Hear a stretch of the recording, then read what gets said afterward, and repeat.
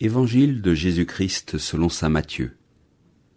En ce temps-là, Jésus était entré dans le temple, et pendant qu'il enseignait, les grands prêtres et les anciens du peuple s'approchèrent de lui et demandèrent : « Par quelle autorité fais-tu cela ? Et qui t'a donné cette autorité ?» Jésus leur répliqua : « À mon tour, je vais vous poser une question, une seule, et si vous me répondez, je vous dirai moi aussi par quelle autorité je fais cela. Le baptême de Jean, d'où venait-il ? Du ciel ou des hommes ? » Ils faisaient en eux-mêmes ce raisonnement. Si nous disons du ciel, il va nous dire : pourquoi donc n'avez-vous pas cru à sa parole ? Si nous disons des hommes, nous devons redouter la foule, car tous tiennent Jean pour un prophète. Ils répondirent donc à Jésus : nous ne savons pas. Il leur dit à son tour : moi, je ne vous dis pas non plus par quelle autorité je fais cela. Nous venons d'assister à une scène qui se déroule dans le temple de Jérusalem. Jésus est interrogé par les grands prêtres et les anciens du peuple. Son attitude leur pose problème. En effet, ceux-ci ne voient pas du tout d'un bon œil les guérisons et les exorcismes effectués par Jésus. Non seulement il guérit les malades et les possédés, mais il les arrache au péché pour les ramener au milieu du peuple de Dieu. Mais comment un juif qui ne vient pas d'une lignée sacerdotale peut-il exercer une telle médiation de la bénédiction de Dieu ? De plus, Jésus ne cesse de critiquer les puissants dirigeants du temple, qui profitent largement de leurs fonctions, s'enrichissent en exploitant les plus faibles.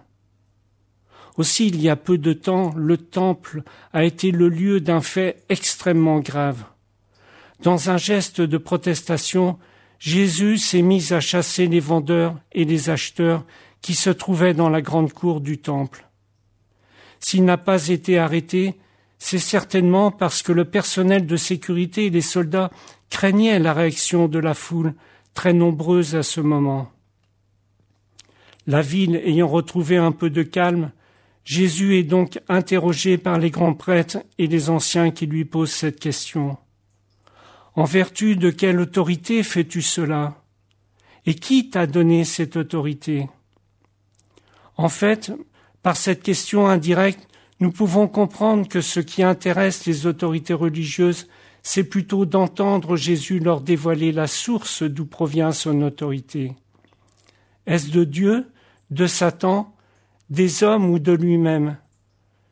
Jésus est-il vraiment le Messie ou un faux prophète ? Dans ce contexte qui prête à polémique, la question est importante. Pour toute réponse, Jésus fait appel à Jean-Baptiste comme témoin, un homme admiré par le peuple, mais qui s'est lui aussi opposé aux autorités du temple. Avec son baptême dans le Jourdain pour le pardon des péchés, Jean rentrait en effet en concurrence avec les rites cultuels du temple. Mais il était aussi celui annonçant la venue d'un Messie qui conduirait les hommes et les femmes soit au jugement, soit à une nouvelle vie. Les grands prêtres et les anciens n'ont pas cru en Jean-Baptiste. Comment pourraient-ils croire en Jésus ? En ce temps de l'Avent, la question peut s'adresser aussi à nous aujourd'hui. Sommes-nous toujours capables de discerner afin de reconnaître les vrais et les faux prophètes ? Même si nous avons choisi de mettre notre foi en Jésus-Christ, ne sommes-nous pas parfois attirés par les faux dieux que peuvent être le pouvoir, les honneurs ou l'argent ? Comme les marins guidés par le phare dans la nuit, sachons garder notre regard fixé sur la lumière du Christ. L'évangile du jour était commenté par Henri Loiseau, diacre permanent